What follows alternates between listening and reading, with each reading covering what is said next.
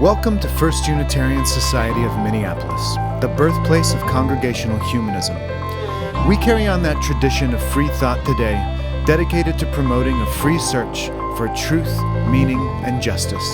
Our web address is firstunitarian.org. Thank you for joining us.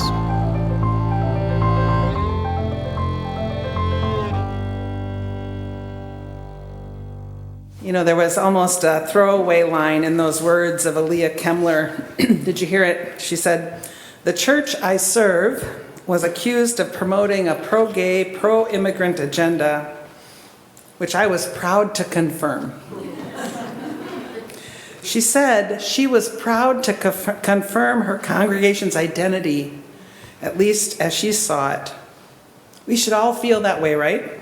Proud to confirm our identity. It's a complex thing for us, identity, and even more so for a community. You know, who I am is hard enough. Who are we is exponentially more challenging.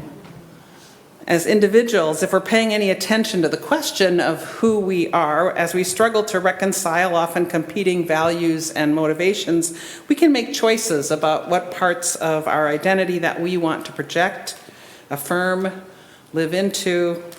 And in so doing, we choose what to integrate into who we are and what not to. And sure, a community can do this too, but it's understandably more complicated. There are so many more voices, so many more inputs, so many more influences on articulating an identity, all that everyone in the community can embrace. An identity that influences whether or not someone wants to be part of that community. An identity that defines for the community who to include and who not to. An identity that determines for newcomers whether or not that community is for them. And to complicate it even more, so often all of this happens unconsciously. A community's identity is often defined by its mission statement. Do you know what that is for FUS? Who's got it memorized? Oh, I see a hand. Wow. Here it is on the screen. I hope there it is. As a congregational humanist community, we at the First Unitarian Society of Minneapolis foster a free search for knowledge and meaning, strive for justice, and serve one another, the Twin Cities and beyond. That's your mission. And in a very real way, the mission of FUS determines who wants to be included here and who actually is included here. Although admittedly, that requires this community to both be aware of and engage in living its mission statement. The clearer you are about who you are, the more apparent it is who belongs and who does not. What you claim as your mission in the world, your raison d'etre, really matters. I don't know if any of that language is painful for you, to think of who does belong here, to ask how welcoming you are, really, or how welcoming you want to be. You know, some of my work as an interim minister here is to mirror back to you, and it's interesting to me to note that there's no mention of welcome or inclusion in your mission statement. So I just want to poke around at this a little. It will come as no surprise to those of you who are getting to know me that my worldview is both influenced and challenged by the many podcasts I listen to.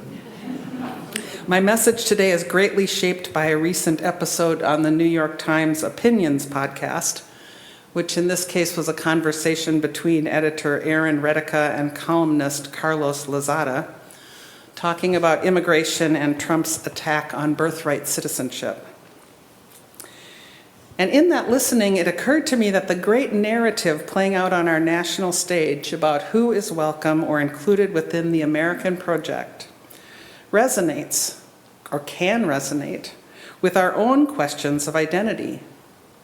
So in exploring what's happening at the national level, we as individuals and as a congregation may find some important lessons and understandings and questions about who we intend to be included in our circles of community.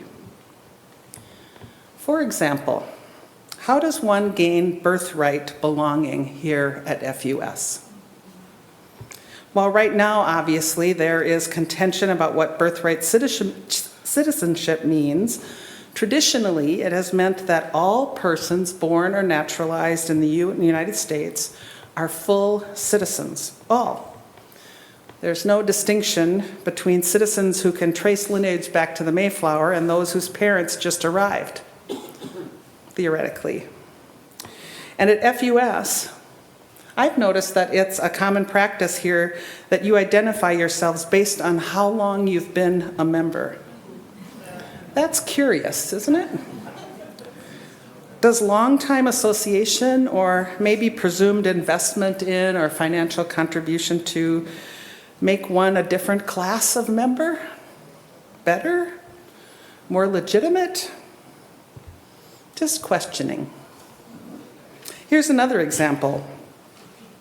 Trump has been talking about those who poison the blood of America. Lozada and Redica spoke of this as a progression in his rhetoric. In 2016, he spoke about building a wall, which implied a need to protect, to keep people out, But now he's talking about those on the inside who are poisoning the country's blood, and executing deportations are somehow meant to purify that blood. This all chips away at what is a common understanding of what it means to be American, and an attempt, perhaps successfully, to shatter any sense of belonging for a whole lot of people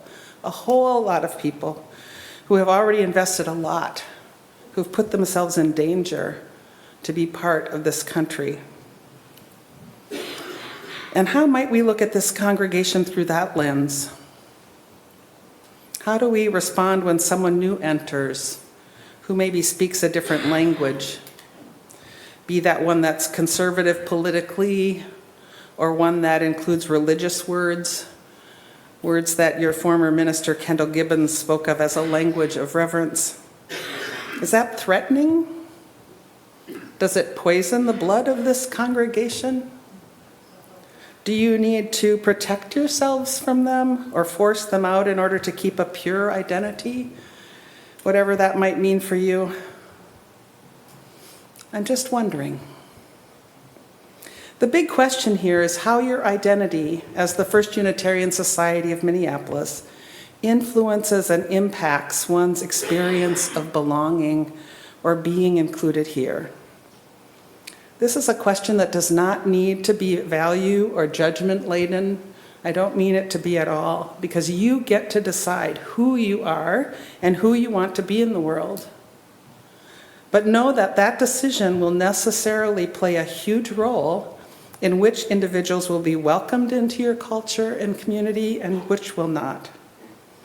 What's critical is to be aware of what you're doing and the choices you're making, and to consider the impact.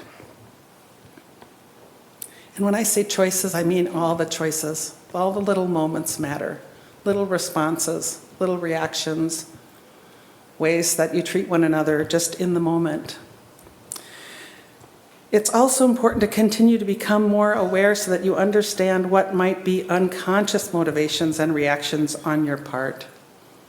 When a foreign element, an immigrant, enters the system, can you be clear about whether or not they might be invited to make FUS their home? Do you react to newcomers out of a need to protect what you have here, or even with worries about being corrupted by viewpoints or beliefs unlike your own? Or are you open to and even welcoming of different worldviews that might change you? I hope you are. I know many of you are. The United States has had, for a long time, to varying degrees, an image, an identity that says, all are welcome. Come, live the American dream. Give me your tired, your poor, your huddled masses yearning to breathe free. Send these, the homeless, tempest-tossed to me. I lift my lamp beside the golden door. the golden door of welcome, the welcome stones placed at the borders of towns and cities, the all are welcome here banners flying at so many congregations. Of course, many of you have felt completely welcomed and at home here, and many of you, I hope today, are feeling completely welcome and at home here. But that said, I have noticed, was present in the people of Kemmlerstown, something of an undercurrent of doubt or suspicion as to whether or not newcomers will fit among you. So how do you value inclusion? Or is it a particular identity? Or is a particular identity a higher value than inclusion? Are these compatible values? Inclusion, identity, or are they mutually exclusive? Our theme for the month of February is the practice of inclusion, and we're going to be talking more about this, especially in these times when gathering in solidarity with others to join in the struggle against oligarchies and fascism, building community, inclusion, it's so critical. I'd love for us all to be the people that go and help rescue the goats and the donkeys and the sheep and get them home again. So when I'm back in the pulpit in 2 weeks, I want to go deeper into the questions I'm asking today. And just so you know, our foraging for our future conversation on March 2nd will be about identity and therefore about inclusion. So for today, I leave you to consider that relationship between identity and inclusion, and to wonder about how it is that FUS's identity can simultaneously be a beacon for some and a barrier for others. And given that, I hope you'll think about how you can be inclusive and welcoming while also being clear about who this community is and isn't. It's a wonderful place. But there's this conundrum of identity and inclusion that at worst repels newcomers and at best lives into what it means to be a diverse, beloved community, a community with a clear and well-examined identity. It's a balancing act, truly it is. And in the balance, would that it were that you are proud to confirm this community's identity and every day be willing to live into its promise. So be it. Thanks for listening. You can find much more about humanism and what's happening at First Unitarian Society of Minneapolis by visiting our website at firstunitarian.org.